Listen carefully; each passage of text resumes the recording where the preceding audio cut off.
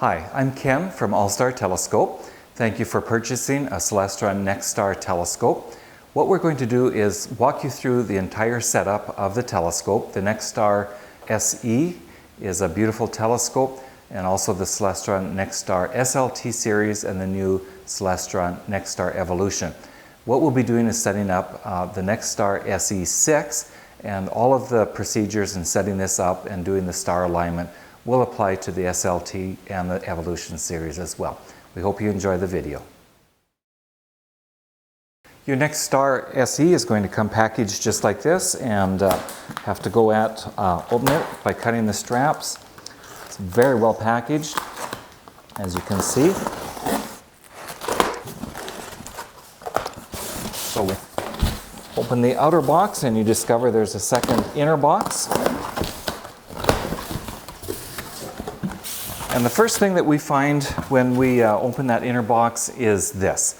And when we've been with the Celestron people, they've emphasized the importance of becoming friends with your manual. So you'll want to go through the manual as best as you can. And today in the setup, we're going to use the quick setup guide that comes included with your telescope. This is also with the NexStar SLT series. If you don't have it or you've misplaced it, there's a link on our website in the product description for each of the telescopes where you can download the quick setup guide. So we're going to pretty much just go through the things that are with that setup guide. But the manual is also included, and for sure you'll want to take a quick browse through the manual as well at some point in terms of getting your scope operating.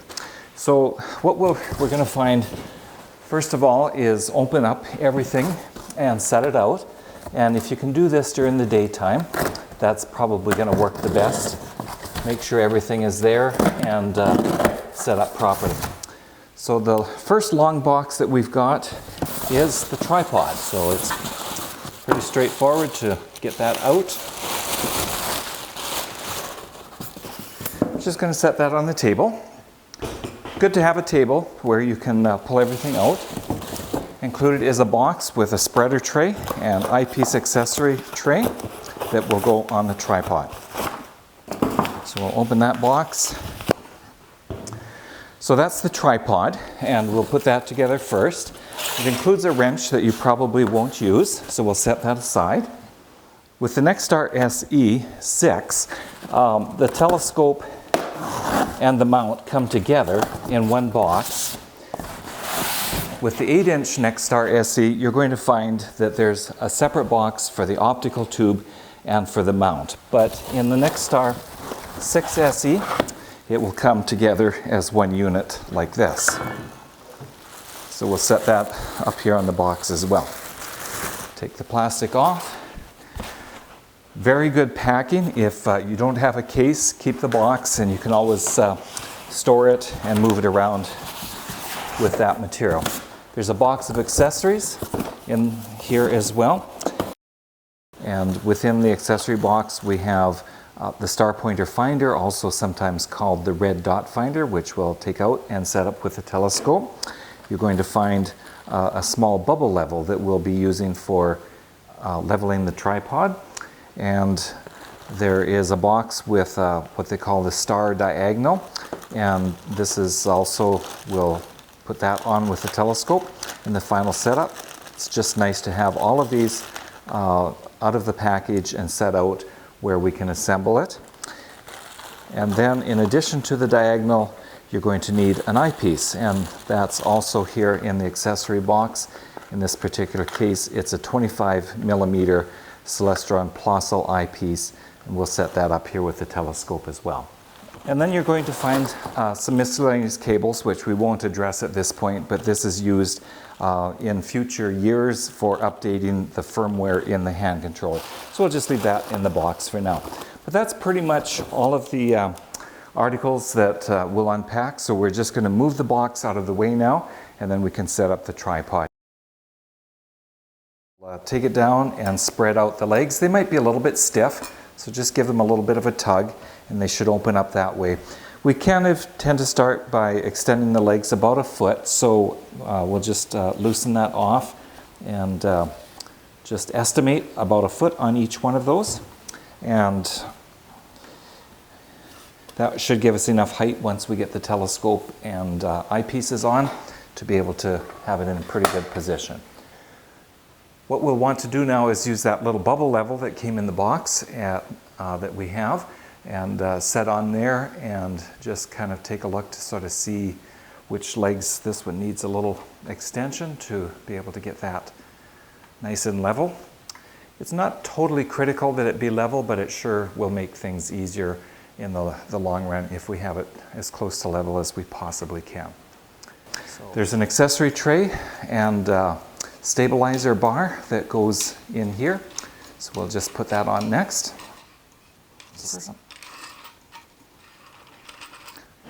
So we'll attach that accessory tray, this one, and you'll find that as you tighten it up, it pushes against the legs, and it's going to stabilize them as well as spread the legs as far as they can be spread. And you might want to just check that bubble level after you've snugged that up, and maybe just loosen things up a little bit.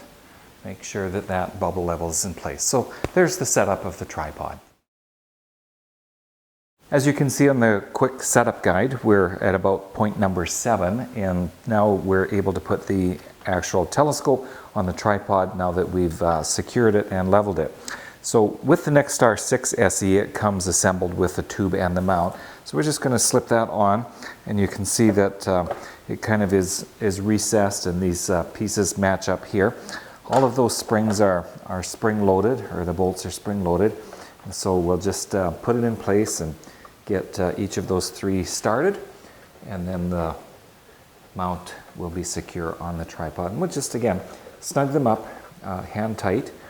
They don't need to be overly tightened. And there we have the scope in position. You can turn the scope up in this direction so that you can see how it's clamped on there. The NexStar 8 SE, as well as in the Evolution series and the SLT series, you'll be clamping the optical tube to the mount, and in this particular case you can see me just loosening this one off. I like to always keep my arm underneath so that as it loosens off, you are able to catch that and it doesn't drop off anywhere suddenly. What you'll want to do is make sure that this is balanced. The balance point on the telescope is about here where you want it clamped, and you'll find that true with the Evolution series as well as the other sizes in the NexStar series. Sometimes we see people clamping it in the middle, which might make sense, but that is the wrong place. You'll want to make sure that it's clamped there, because the weight of the telescope is here in the back, and for it to be properly balanced, it needs to be clamped there. So you can either slide the scope on if you've got the 8 SE, or you can open up the clamp far enough and get it into about that position, just where there's a tiny little bit of the bar still showing out of the clamp. And then, of course, with your arm underneath, just make sure it's nice and tight before you let go of anything. So that's basically the tube on there. You are able to move it slightly in the up and down position. Remove the tissue that comes on the telescope, and it reveals the true colors of the beautiful NexStar SE telescope.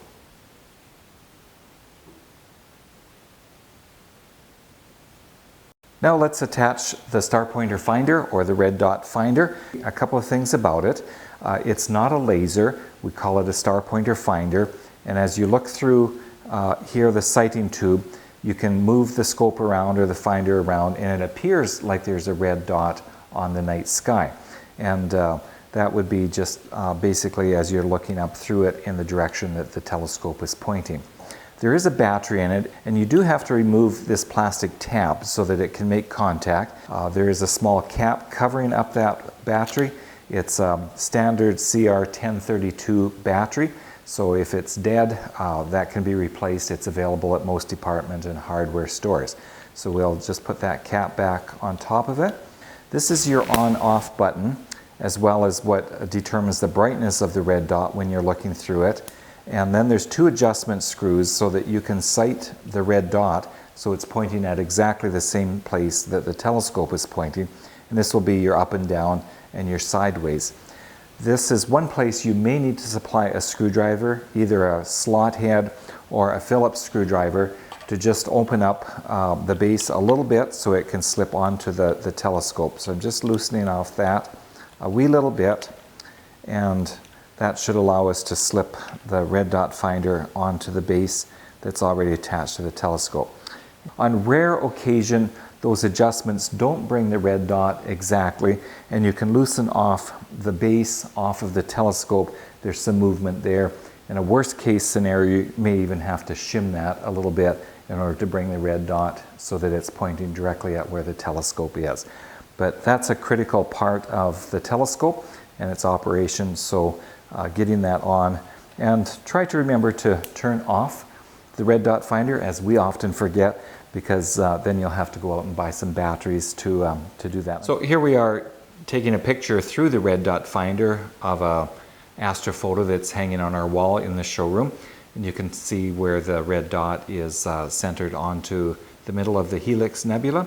And you would be doing this at night where you're moving the telescope around, so the red dot is on the moon or planet or a particular star that you're wanting the telescope to be pointing at. We'll attach the diagonal now to the telescope by removing the dust cap from the back of the scope and the dust cap from off the diagonal. We need to turn out the set screws a little bit so it can slide in, and we'll attach the diagonal, tighten up the thumb screws just nice and snugly, and there we have our diagonal.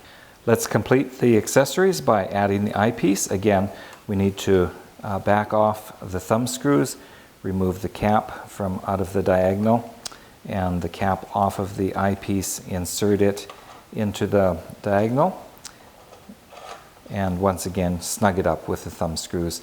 And we'll remove the cap from the eyepiece. You can turn up the eye cup there just a little bit, and now the scope is almost ready for viewing. All of the Celestron NexStar telescopes require 12-volt DC power to operate. With the NexStar Evolution, there's a built-in battery that can be recharged, and then you can take it out for observing without any additional accessories. But with the SLT and the NexStar SE series, you can put AA batteries into a battery compartment, such as on this particular scope. You'd need 8 AA batteries to give you that 12-volt power. All of the reviews indicate that you should not plan on running your telescope with those AA batteries because the voltage drops quickly and the telescope does not operate properly. You can, however, put them in just in case somebody trips over a power cord, and then those batteries will continue to take over until you can replace the power cord. The practical solution is to purchase something like the Power Tank 12 or an AC adapter, which will provide continuous 12-volt power for at least one evening, if not longer, of observing. The Celestron Power Tank 12 is one of those additional accessories available for purchase along with the telescope that will provide continuous power, normally for at least 3 nights on one charge, so you can take it out camping. Let's open up the power tank and get things started. A lot of the charger and piece units are packed into the top of the container. And these usually come charged from the factory, so you can start using them immediately. Comes with a cap for creating a red light if you want to use this as a red flashlight. And there's our power tank. The Power Tank 12 coming out of the box has 2 outlets for plugging in your telescope from there. And on the back of the Power Tank 12, there's a little window that's not completely obvious. This is where you're going to find the connector cord that goes from the power tank to your telescope. So we'll just close that up and turn it around, open up one of those windows, and then we can plug our cord into that. We like to keep it under the tripod of the telescope. There's a place to plug it in next to the on-off switch. So what we'll do is we'll plug that in on the power tank. We'll turn the switch to on. Green light should come on. And now we're ready to power up the telescope using the power from this power tank just by throwing the switch into its on position. And the telescope is firing up.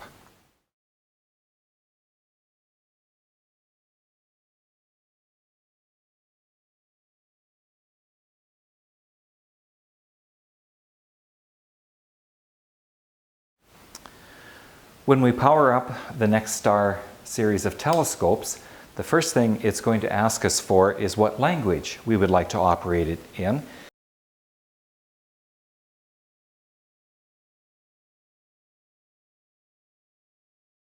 And so it will scroll through a number of languages. And for those of us that speak English, it says that we need to press 0. Now that's quite different from when you hear an answering machine and it asks you to press 1 for English, 2 for French, 3 for Spanish. In this case, try to get that out of your mind. We want to press 0. So in this particular case, I'm just going to press the 0 and up comes English on the menu. But perhaps I pressed the wrong button. I think it wants me to press 1. And so now it's Spanish, Espanol, that it's wanting us to, and I've already hit the enter key. And so now it's going to give me all of the directions and instructions in Spanish. But I don't speak Spanish, and I need to have it showing us in English. There's a very simple way to reset that. We turn the power off. And the next time that we turn the power on, we want to hold down both the enter key and the Celestron logo key when we turn the power on. So I'm going to do that. I'm going to hold down both of those keys, turn on the power switch, let go of them, and now once again it gives us the option of pressing 0 for English. So in this particular case, I'll press 0 for English, and now we can continue on with our setup of the telescope. It asks us to press enter, so we've pressed enter, and now the display is all in English. The telescope now asks us to input several pieces of data which will be important for doing a proper star alignment. So we're ready to begin the alignment, and just continue to read what's on the screen. It says press enter to begin alignment. So we'll press the enter key, and here's where we have several choices of how we're going to set this telescope up. What we're intending to do here is set it up so that it can find the objects in the sky, the stars, the star clusters, the nebulas, the moon, and the planets. And in order for it to do that, it needs to have several pieces of information that you enter into it. The sky align process is described in your manual. You may want to use that. It means that you don't really need to know the name of any of the objects, just be using 3 bright objects. What I prefer is to scroll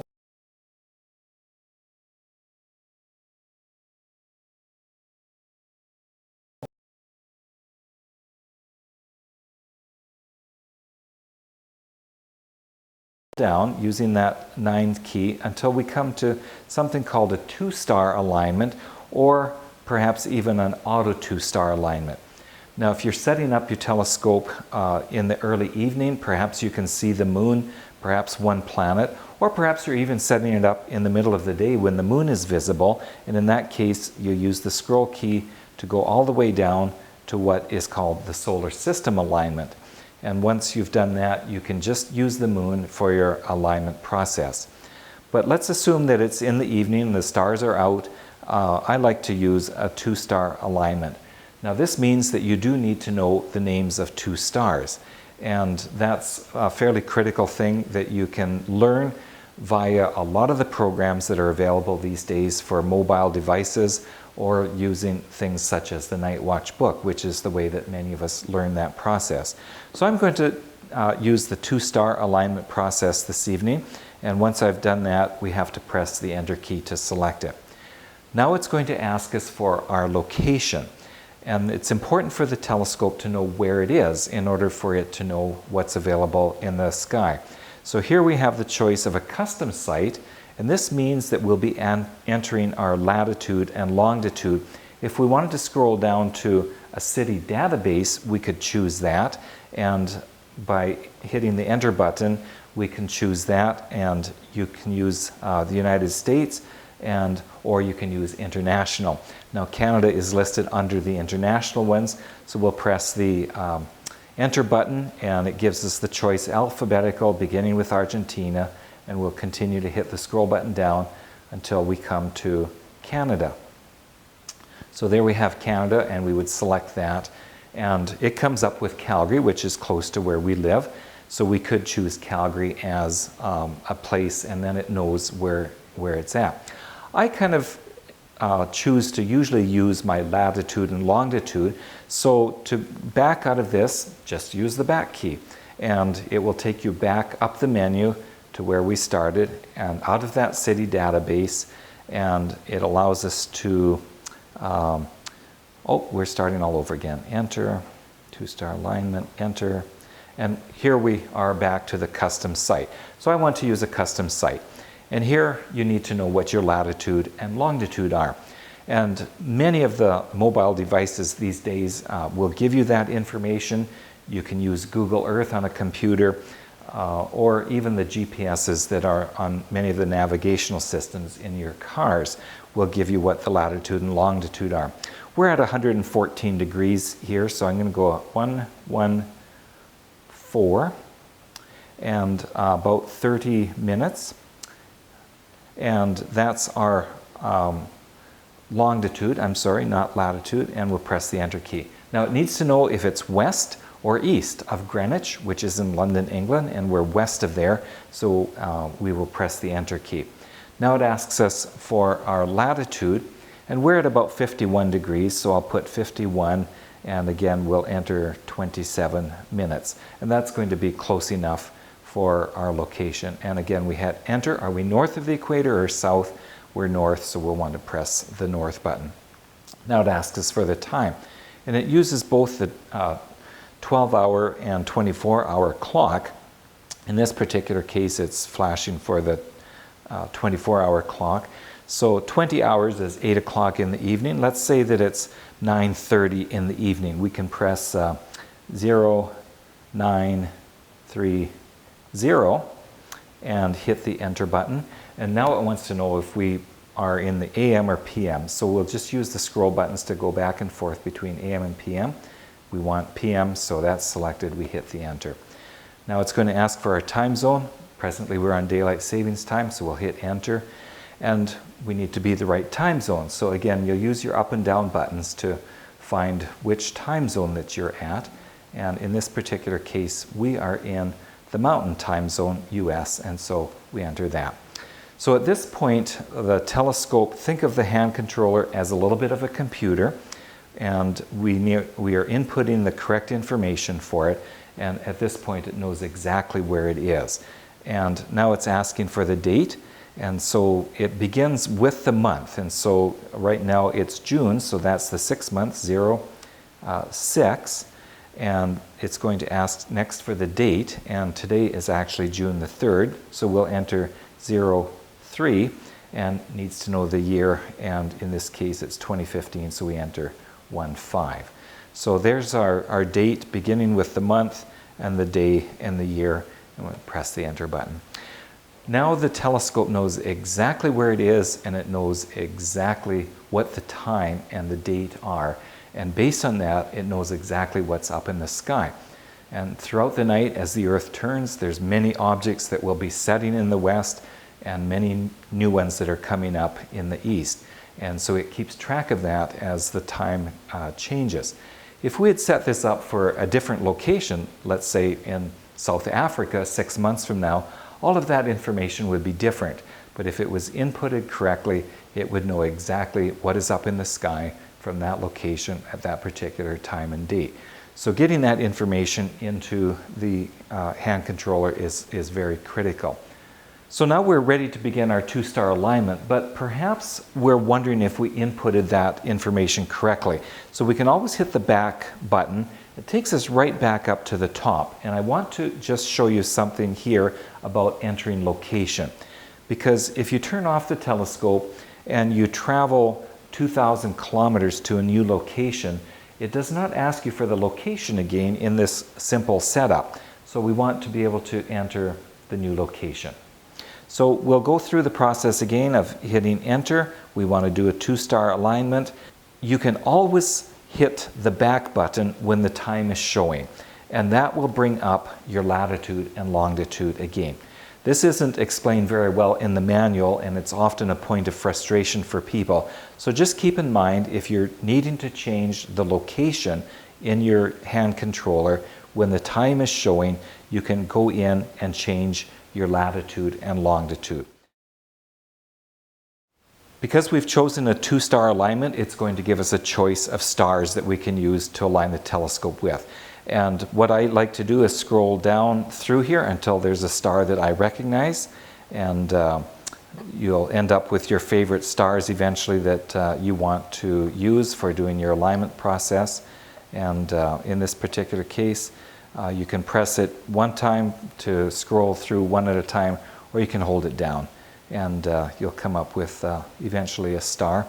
And I saw one there that I liked, Castor, which is one of the Gemini twins, and so I'm going to choose that star for the alignment. Then just follow the instructions on the screen. It says move the scope using your up and down and sideways buttons to center the object in the finder, and in this particular case it's meaning the red dot is pointing at the star Castor. And once you've done that, you'll hit enter, and now it asks you to center the object in the eyepiece. It slows the motors down dramatically, but if you're looking in the eyepiece, you'll see that it's moving very slowly until that star is dead center. Then you'll press align.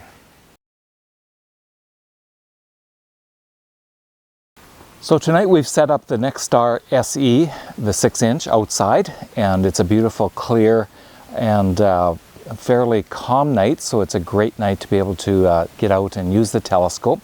We have a 5-day-old moon in the sky, so it's quite a nice crescent shape, and you can still see a little bit of the earth shine on the dark side of the moon as well. So we're going to use that as our first target and go through the procedure, and then we'll do a 2-star alignment following that.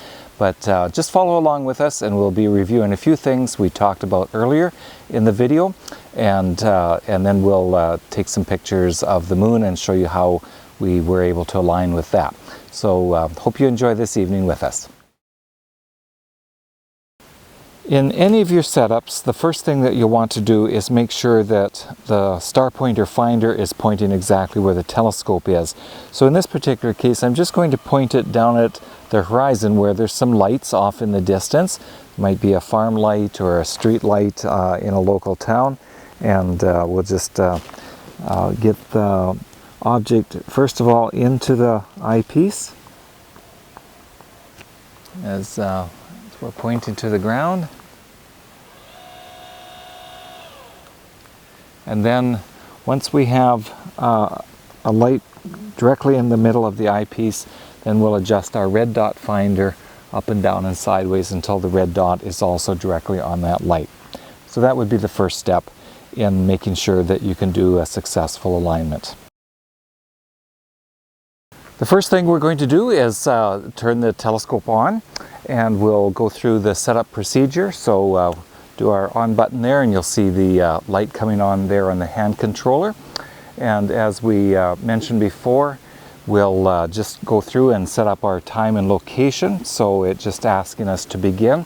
And because we're going to be doing an alignment on the moon as a one object alignment to begin with, we scroll down using the number 9 key until we come to solar system alignment, and that's the last one. And then once we've selected solar system, press align. It's going to ask us to enter our time.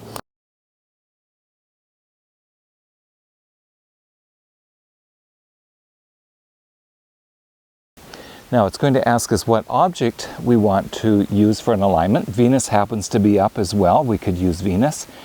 Jupiter is up, we could use Jupiter, and Saturn is up, we could use Saturn, but we want to use the moon. So we keep scrolling through until we find the moon and hit the enter key. Now it's saying that we use the direction buttons to center the object, which is the moon, in the finder scope. So in this particular case, I'm needing to move the scope around. As you can see, the moon there in the background, and so we'll get this turned around and pointing in the direction of the moon. The first step in the process, of course, is aligning it in the finder scope. And so at this point, just follow the directions on the hand controller, which says align the object in the finder scope. And of course, we've lined up the finder scope with the main scope. We've put a lens shade on to keep the dew off. And I'm going to be looking up and through that red dot finder, or star pointer finder as it's called, and move the scope until that red dot is on the moon. And we're getting close, and that's the first instruction, is it's on the moon. So now that the red dot is on the moon, it says to press the enter key. And again, continue to just follow the directions, and it says now center the object in the eyepiece. So it should be in the eyepiece, but probably not centered. So again, we're going to look into the eyepiece and just center the moon until it's nice in the middle. The motor's slow down so you don't overshoot it, and we'll get that moon nice and centered in there.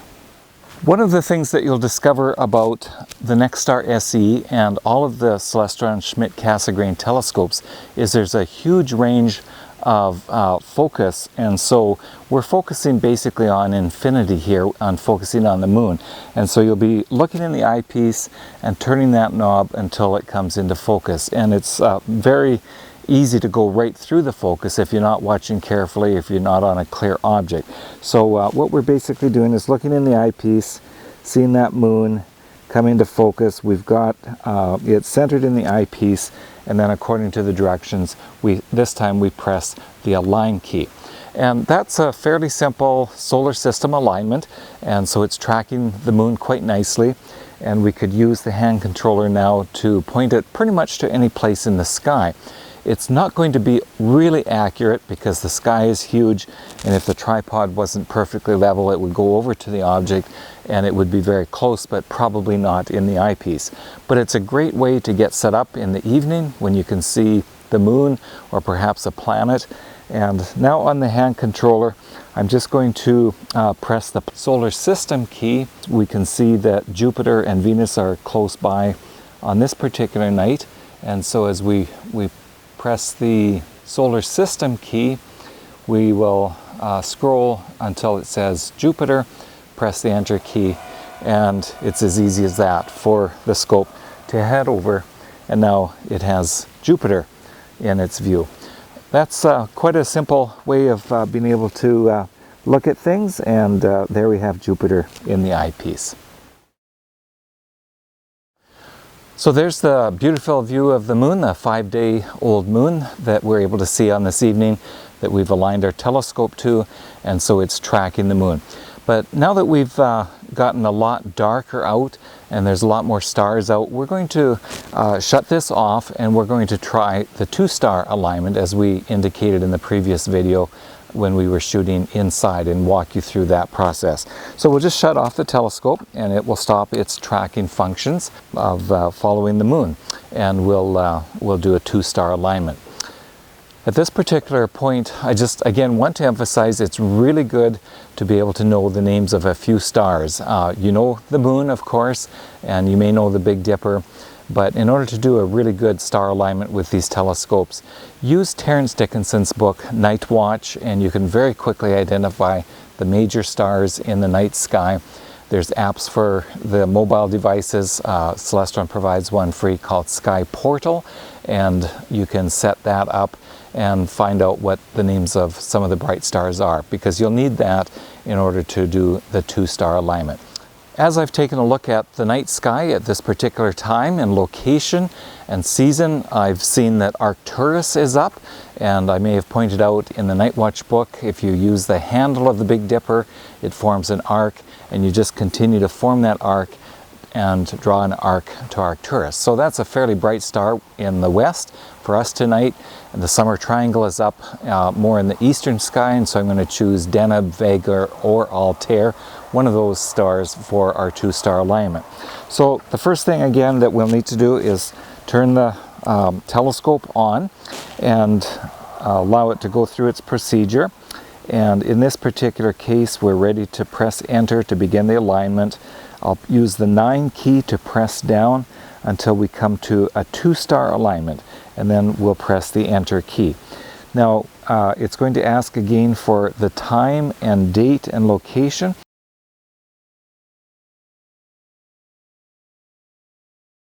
And now it says select the first star. We'll scroll down through the menu until we come to Arcturus, and there's a lot of stars that begin with A, and so we'll hold the key down and it will run through them a little bit faster.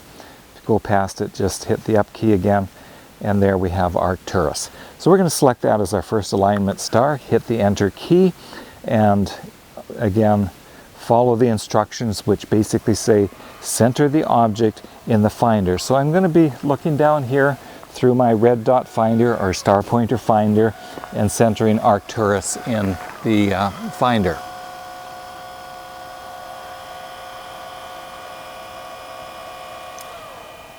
Go up to it fairly quickly and over and up, and I went a little bit past it, so I have to go back down. And there it is, centered now in the finder scope.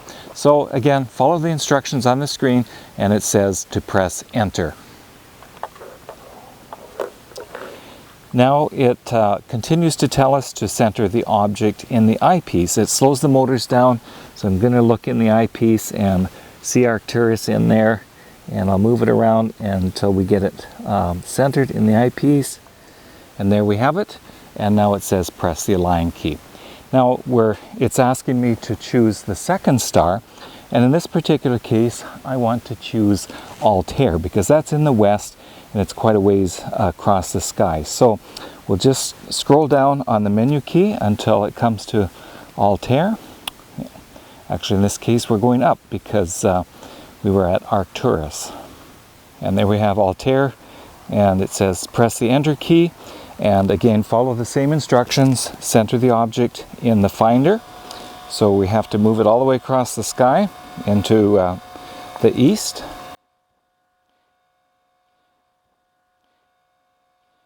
So I'm going to get it generally over in that direction, and then we're going to go down and take a look through our red dot finder or finder scope and watch the red dot and center it on Altair.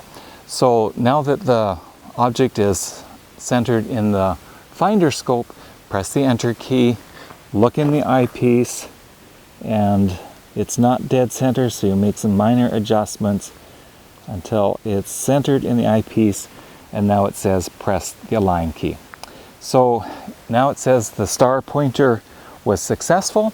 It's tracking Altair, and we can now use the hand controller to pretty much go to any object that's in the sky.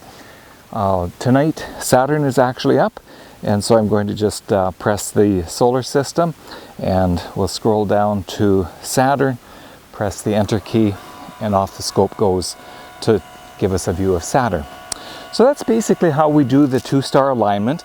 It's quite an accurate alignment, and it gives us the opportunity to go from east to west, a big expanse of the sky, and then as we are able to choose any object and look in the eyepiece, and there we have Saturn.